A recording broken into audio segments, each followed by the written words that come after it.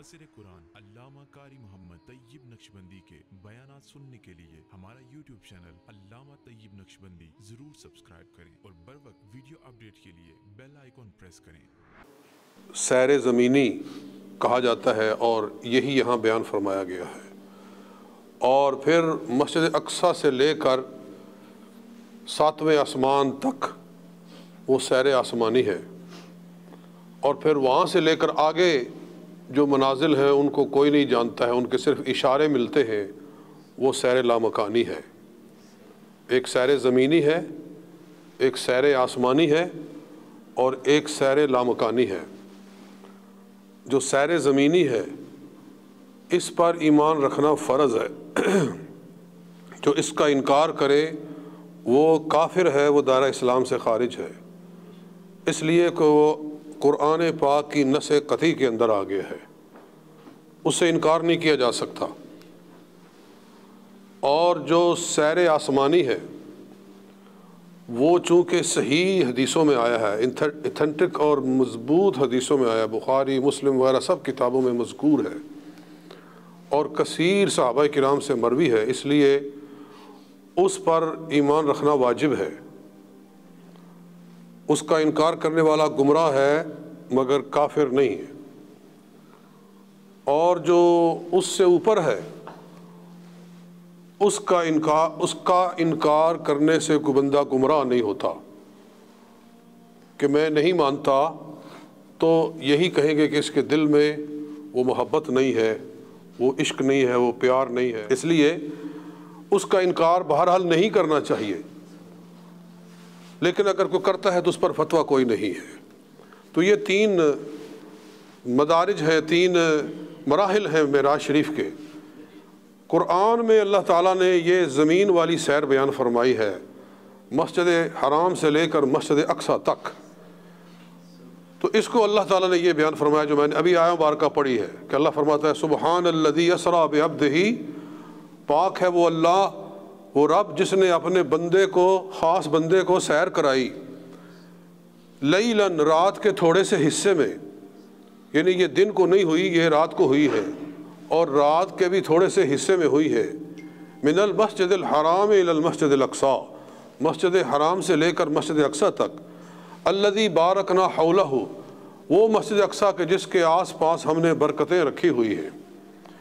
اس سے مراد انبیاء کرام کے مزارات ہیں، انبیاء کرام کی قبور ہیں، وہاں ابراہیم علیہ السلام لیٹے ہوئے ہیں، وہاں یعقوب علیہ السلام لیٹے ہوئے ہیں، وہاں اسحاق علیہ السلام لیٹے ہوئے ہیں۔ جلیل القدر انبیاء کرام کے وہاں مراقد اور مراکز ہیں، اس لیے فرمایا کہ ہم نے اس کے گرد میں برکتیں رکھی ہوئی ہیں۔ کیوں ہم نے یہ سیر کرائی؟ لِنُرِيَهُ مِنْ آیاتنا، تاکہ ہم اپنے بندے کو اپنی خاص نشانیاں دکھائیں، اپنی خاص نشانیاں دکھائیں۔ وہ نشانیاں کیا تھیں؟ وہ جو آپ نے معراج کی رات جو کچھ دیکھا، اپنی آنکھوں سے ملاحظہ فرمایا اور واپس آ کر اپنی امت کو بتایا۔ اِنَّهُ هُوَ السَّمِيعُ الْبَصِيرُ، بے شک وہ دیکھنے والا اور سننے والا ہے۔ تو یہ ارشاد فرمایا گیا اس آیہ مبارکہ کے اندر۔ لفظ سبحان پہ غور کرنا چاہیے کہ پاک ہے وہ اللہ جس نے اپنے بندے کو سیر کرائی۔ یہ رد ہے ان لوگوں کا جو اس خواب کو جو اس کو خواب سمجھتے ہیں، جو سمجھتے ہیں کہ معراج تو ہوا، معراج تو مانتے ہیں، مگر یہ جسمانی نہیں ہوا، جسم کے ساتھ نہیں ہوا، بلکہ ایک خواب تھا، اللہ نے حضور کو دکھایا، تو خواب میں یہ سارا سفر طے ہوا۔ یہ لوگ ایسے موجود ہیں۔ مصر کا سید قطب، اس کا یہی نظریہ تھا، اور اس کے ماننے والے یہی نظریہ رکھتے ہیں، اور ان کا یہ نظریہ ہے کہ قرآن کے سوا کوئی معجزہ نہیں ہے۔ یعنی ایسے گمراہ لوگ ہیں کہ وہ معجزہ مانتے ہیں تو صرف قرآن کو، قرآن کے سوا کوئی معجزہ نہیں ہے۔ تو ہم کہتے ہیں قرآن کو تو مانتے ہو نا، تو قرآن نے جو بیان کیا وہ تو مانو۔ قرآن نے ہی بیان کیا ہے کہ ہم نے اپنے بندے کو راتوں رات سیر کرائی۔ اچھا تم کہتے ہو کہ جی خواب میں ہوئی، تو اس کا جواب یہ ہے کہ اللہ اپنی پاور بیان کر رہا ہے، اللہ اپنی قوت بیان کر رہا ہے سبحان الذی اسریٰ بعبدہ، پاک ہے وہ رب جس نے اپنے بندے کو سیر کرائی۔ تو وہ اپنی طاقت بیان کر رہا ہے، تو کیا خواب میں کسی کو دکھا دینا یہ طاقت کا اظہار ہے کہ اس نے اپنے بندے کو خواب میں سیر کرائی؟ بھئی خواب تو ہم بھی دیکھتے ہیں کہ ہم سوتے یہاں ہیں، پہنچے ہم امریکہ ہوتے ہیں، پہنچے ہم پاکستان ہوتے ہیں، کہاں سے کہاں بندہ خواب میں پہنچ جاتا ہے۔ تو خواب میں سیر کرا دی، یہ اللہ کی قدرت اور پاور تو نہیں ظاہر ہوئی اس سے، یہ کوئی نبی کا خاصہ تو نہ ہوا، یہ تو ہر بندے کے لیے ہے۔ اور بعض بزرگان دین نے فرمایا ہے کہ روح کی معراج تو ہر بندے کو حاصل ہوتی ہے، اور بندہ باوضو سوتا ہے تو اس کی حدیث ہے، بلکہ بندہ باوضو سوئے تو اس کی روح عرش تک بلند ہوتی ہے، اس کی روح عرش تک بلند ہوتی ہے۔ تو یہ کون سی بات ہوئی کہ روح کو سیر کرائی یا خواب میں سیر کرائی؟ یہ بات نہیں ہے۔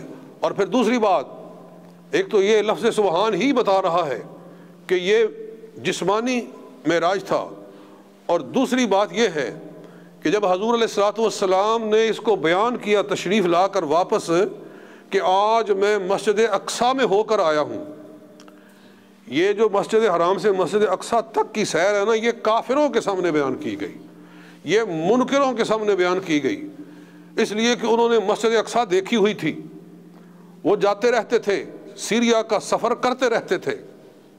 تو اللہ جانتا تھا کہ جب میرا نبی میرا نبی جب یہ معراج بیان کرے گا تو منکر انکار کریں گے، کافر انکار کریں گے، تو ان کے سامنے وہی بیان کی جائے چیز جو انہوں نے دیکھی ہوئی ہے۔ وہ آسمان کی سیر وہ حضور علیہ الصلوۃ والسلام نے صحابہ میں بیان فرمائی، وہ کافروں کے سامنے بیان نہیں کی، کیونکہ کفار وہ کہہ سکتے تھے کہ ہم نے کوئی آسمان نہیں دیکھا ہوا، ہم نے کوئی لوح و قلم نہیں دیکھا ہوا، ہم نے کوئی سدرہ نہیں دیکھا ہوا، پتہ نہیں کس چیز کی آپ باتیں کر رہے ہو، کہاں سے آپ ہو کر آئے ہیں۔ وہ چیزیں بیان فرمائی، لیکن مومنوں کے سامنے بیان فرمائی۔ مسجد اقصیٰ چونکہ انہوں نے دیکھی ہوئی تھی، کفار نے، مشرکین نے، اس لیے ان کے سامنے یہی بیان کیا گیا، اور انہوں نے مذاق اڑایا کہ یہ کیسے ہو سکتا ہے، ہم تو سیریا جاتے ہیں، ہم تو بیت المقدس جاتے ہیں تو ہمارے اونٹوں کے کلیجے پگھل جاتے ہیں وہاں پہنچتے پہنچتے، اور تم کہہ رہے ہو کہ ہم راتوں رات ہو کر آ گئے ہیں، اس سے بڑا تو جھوٹ ہی کوئی نہیں ہے۔ تو سوال یہ ہے کہ اگر یہ خواب تھا تو پھر ان کو انکار کرنے کی ضرورت کیا تھی؟ منکروں نے انکار کیوں کیا؟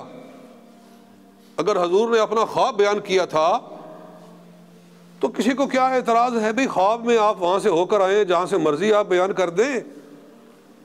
ان کا انکار کرنا، منکروں کا، کافروں کا، ابو جہل اور ابو لہب کا انکار کرنا ہی بتاتا ہے کہ یہ خواب کی بات نہیں ہے، یہ بیداری کی بات ہے۔ اور پھر جنہوں نے انکار کیا وہ منکر ہو گئے، جنہوں نے اقرار کیا وہ پیارے صحابی ہو گئے، جو انکار کرنے والا تھا وہ ابو جہل زندیق بن گیا، اور اقرار کرنے والا ابو بکر صدیق بن گیا۔ جی پھر صحیح مسلم کے اندر حدیث ہے،